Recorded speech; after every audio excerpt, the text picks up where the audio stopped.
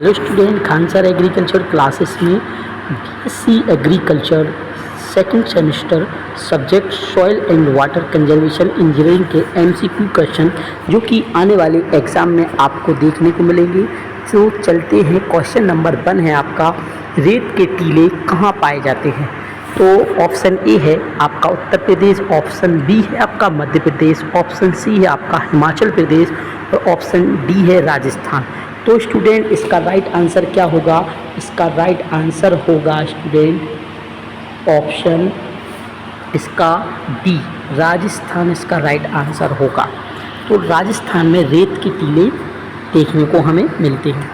Next question है student, भी आकार वाला अवनालिका कहाँ पर बनता है।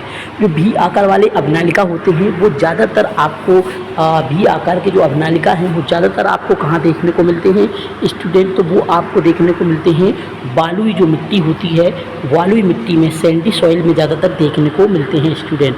नेक्स्ट क्वेश्चन है, तो चलते हैं क्वेश्चन नंबर 3, वायु अवरोधी से सुरक्षा होती है तो किसकी होती है? आपका अपधावन को या जलीय क्षरण को या वायु क्षरण को या उपयुक्त में से कोई नहीं। तो इसका राइट आंसर है स्टूडेंट, इसका राइट आंसर होगा आपका ऑप्शन इसका सी, इसका राइट आंसर है वायु क्षरण। ठीक है, वायु क्षरण के द्वारा क्या है, हम वायु अवरोधी से क्या है, सुरक्षा ले सकते हैं। नेक्स्ट क्वेश्चन है स्टूडेंट, स्रोत क्षरण की अगली अवस्था क्या है। मतलब जो रिल इरोजन है उसकी अगली अवस्था क्या कहलाती है? तो रिल इरोजन की जो अगली अवस्था है वह आपकी अवनालिका क्षरण है। क्या है? अवनालिका क्षरण इसकी अगली अवस्था है। नेक्स्ट क्वेश्चन है स्टूडेंट, जलीय क्षरण का क्रम है। तो जलीय क्षरण है जो, उसका क्रम क्या है? तो जो जलीय क्षरण है उसका क्रम है आपका ऑप्शन ए, इसका राइट आंसर होगा कि अपक्षरण, परत, रिल और अवनालिका। ये क्या है? अवनालिका सबसे लास्ट में होती है क्योंकि ये सभी जो आपकी नालियां हैं एक दूसरे से जुड़ जाती हैं और एक बड़ी नाली का रूप ले लेती हैं जिसे हम अवनालिका क्षरण कहते हैं, गली इरोजन कहते हैं। नेक्स्ट क्वेश्चन है आपका, निलंबन कणों का आकार होता है। देखो स्टूडेंट, जो निलंबन कणों का आकार है वो आपका एक निलंबन कणों के आकार की बात करें तो ये आपका होता है, पहला ऑप्शन इसका राइट है ना, 0.5 mm। नेक्स्ट क्वेश्चन है, भारत में सबसे प्रचलित भूमि संरक्षण विधि है। तो भारत में जो सबसे प्रचलित भूमि संरक्षण जो विधि है इसका राइट आंसर होगा आपका ऑप्शन ए, वेदिकाएँ। तो वेदिकाएँ जो ट्रेसिंग होती हैं वो सबसे प्रचलित है जिसमें हम भूमि का संरक्षण कर सकते हैं। नेक्स्ट क्वेश्चन है आपका, भूमि की नमी किसकी सहायता से मापी जाती है। देखो स्टूडेंट, आपका ये क्वेश्चन है, इसमें भूमि की नमी की बात कर रहा कि नमी किसके द्वारा, तो इसका ऑप्शन डी इसका राइट आंसर है, टेंसियोमीटर के द्वारा हम भूमि की नमी को क्या कर सकते हैं, ज्ञात कर सकते हैं। नेक्स्ट क्वेश्चन है आपका, रक्षा पट्टी द्वारा वायुवीय मृदा क्षरण की रोकथाम संभव है। तो रक्षा पट्टी द्वारा वायुवीय जो मृदा क्षरण की रोकथाम हम किसके द्वारा कर सकते हैं? तो इसका राइट आंसर है ऑप्शन डी, 50% रक्षा हो सकती है। नेक्स्ट क्वेश्चन है स्टूडेंट, समान ऊंचाई को, समान जो ऊंचाई है को मिलाने वाली काल्पनिक रेखा को कहते हैं। जो समान ऊंचाई पर मिलाने वाली जो काल्पनिक रेखा है तो उस रेखा को हम क्या कहते हैं? तो ऑप्शन ए इसका राइट है, समुच्चय रेखा कहते हैं। नेक्स्ट क्वेश्चन है, समुच्चय मेड़बंदी बनाने के लिए प्रयुक्त ढाल होती है। तो समुच्चय मेड़बंदी जो प्रयुक्त ढाल है वह कितनी है? समुच्चय मेड़बंदी ऑप्शन ए इसका राइट है, 3 से लेके 4% समुच्चय मेड़बंदी बनानी चाहिए। स्टूडेंट, आपके जो एग्ज़ाम है उसमें से मेड़बंदी के क्वेश्चन आपको आएंगे तो आप ये टॉपिक अच्छे से पढ़ लें। नेक्स्ट क्वेश्चन है आपका, उत्तर प्रदेश में भारतीय संस्थान भूमि एवं जल संरक्षण रिसर्च केंद्र कहाँ पर स्थित है। देखो स्टूडेंट, ये उत्तर प्रदेश की बात कर रहा, ठीक है। तो उत्तर प्रदेश में जो आपका उत्तर प्रदेश में भूमि एवं जल संरक्षण रिसर्च केंद्र है वो आपका आगरा में है, ठीक है स्टूडेंट। नेक्स्ट क्वेश्चन है आपका, उच्च तीव्रता वर्षा वाले क्षेत्रों में मृदा अपरदन ह्रास किसका कारण होता है।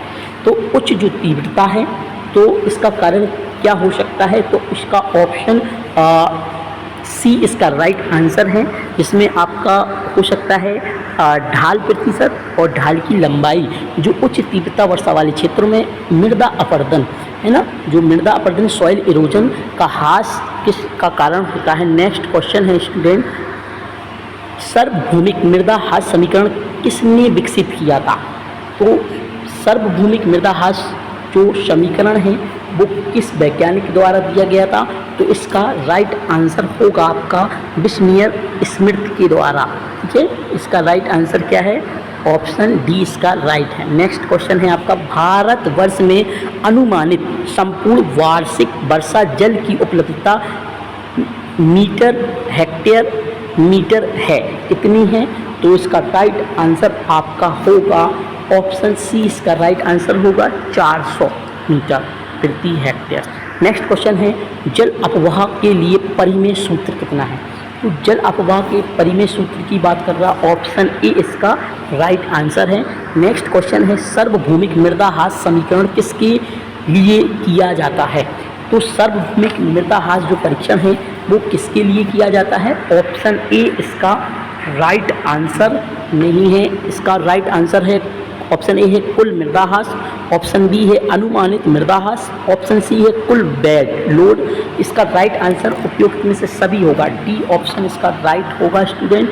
नेक्स्ट क्वेश्चन है, मृदा क्षरण की पहली अवस्था, बहुत इंपॉर्टेंट क्वेश्चन है। यहाँ से आपको मृदा क्षरण का जो टॉपिक है स्टूडेंट वो आपको अच्छे से पढ़ना है। ठीक है, इससे क्वेश्चन आपको कम से कम मिलेंगे देखने के लिए। तो मृदा क्षरण की पहली अवस्था की बात पूछ रहा, तो मृदा क्षरण की जो पहली अवस्था है वो आपकी स्प्लेश इरोजन है। ठीक है, अपपुष्प क्षरण है।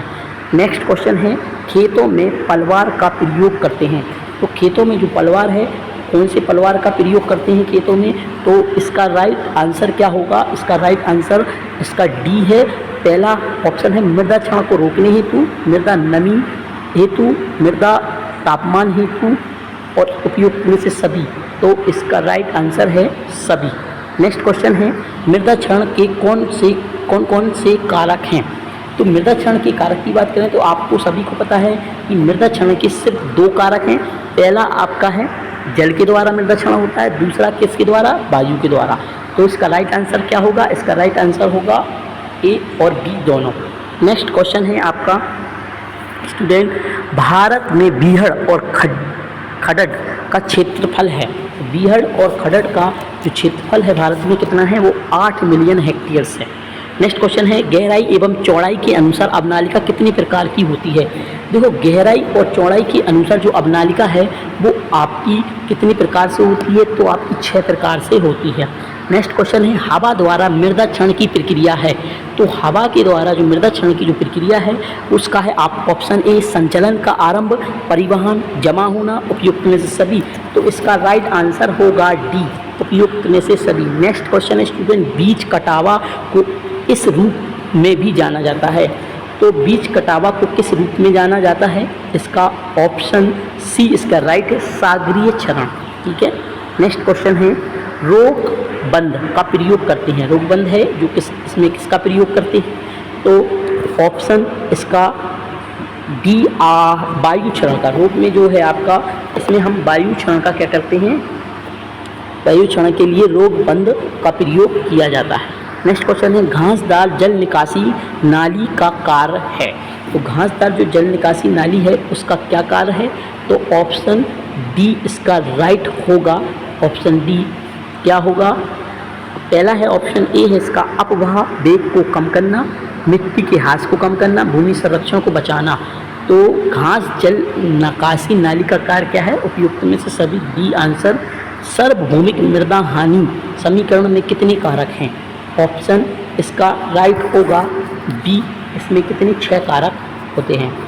नेक्स्ट क्वेश्चन है इसमें आपका परिमेय सूत्र अपवाह, परिमेय सूत्र अपवाह गुणांक सी का मान होता है, तो परिमेय सूत्र इसका मान कितना होता है? 1। नेक्स्ट क्वेश्चन है, अपवाह दर को सीधे मापने हेतु कौन सी द्रव्य संरचनाएं प्रयोग की जाती हैं?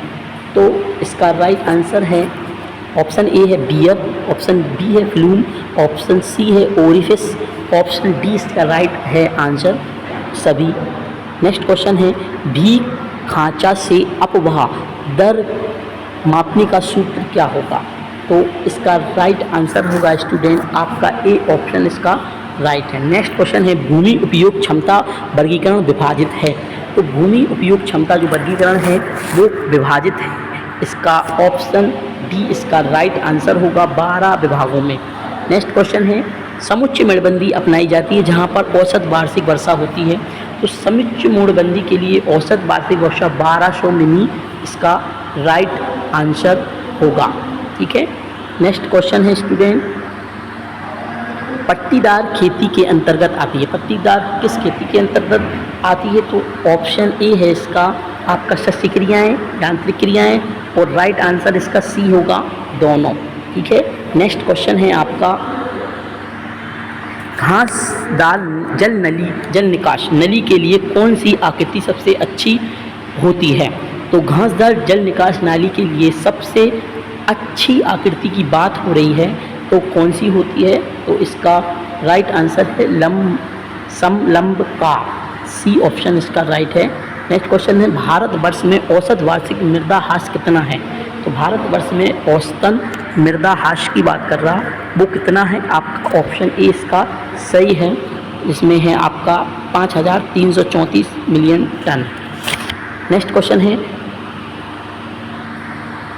मीटर टन है। नेक्स्ट क्वेश्चन है,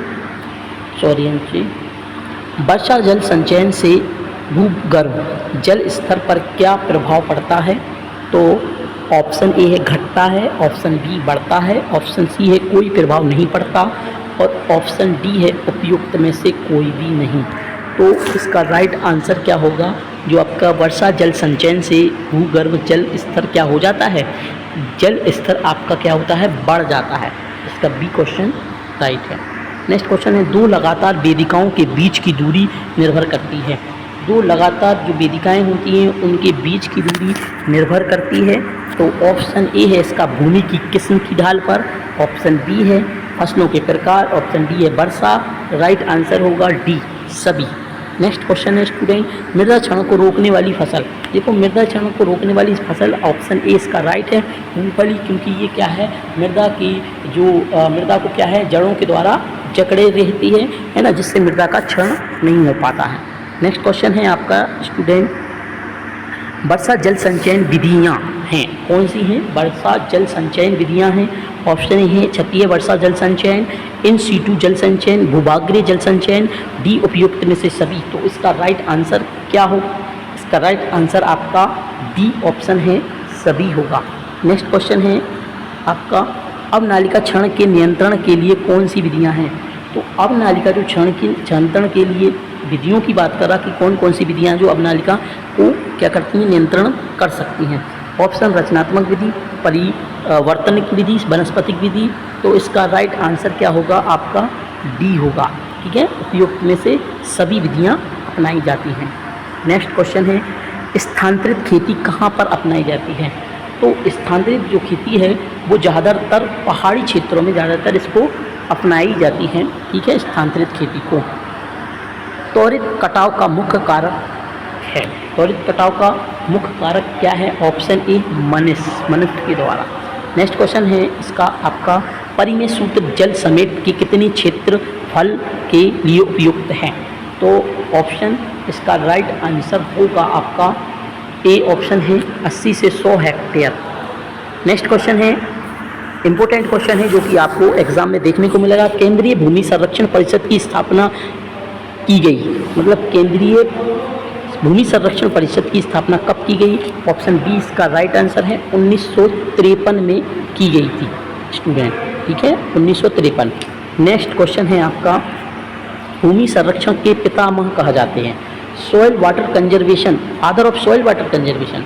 ठीक है, तो फादर ऑफ सॉइल कंजर्वेशन की बात कर रहा है, भूमि संरक्षण की, वाटर नहीं है इसमें। ठीक है स्टूडेंट, तो इसका ऑप्शन बेनेट है। नेक्स्ट क्वेश्चन है, भारतीय घास मैदान एवं चारागाह अनुसंधान संस्थान। ये आप सभी को पता होना चाहिए कि आपका जो Indian grassland and fodder research institutes कहाँ हैं? तो ये ऑप्शन ए इसका राइट आंसर है, झांसी में है, ग्वालियर रोड पर स्थित है। नेक्स्ट क्वेश्चन है, अवनालिका विकास की अवस्थाएं होती हैं। तो जो अवनालिका विकास है उसकी अवस्थाएं कितनी होती हैं? तो इसका राइट आंसर क्या होगा स्टूडेंट? इसका राइट आंसर होगा जो अवनालिका क्षरण की अवस्थाएं हैं वो आपकी अवस्थाएं होती हैं 10। ऑप्शन डी इसका राइट आंसर होगा। क्या होगा? ऑप्शन डी इसका राइट होगा। नेक्स्ट क्वेश्चन है, 1 हेक्टेयर क्षेत्रफल में कितने वर्ग मीटर होते हैं? तो 1 हेक्टेयर वर्ग क्षेत्रफल में कितने वर्ग मीटर होते हैं? तो इसका राइट आंसर आपका होगा डी, 10,000। नेक्स्ट क्वेश्चन है, सार्वभौमिक मृदा ह्रास समीकरण आर प्रदर्शित करता है। ये क्वेश्चन आपका इम्पोर्टेंट है, जो सार्वभौमिक मृदा समीकरण आर प्रदर्शित करता है। तो ऑप्शन ए इसका है क्षरणकारिता, राइट होगा। नेक्स्ट क्वेश्चन है, स्थायी गिलान बिंदु, स्थायी विल्टिंग पॉइंट, मिलान बिंदु है, गिलान नहीं है, स्थायी मिलान बिंदु पर मृदा जल भूमि किस दाब पर धारित होता है? तो इसका राइट आंसर आपका होगा 15 ATM।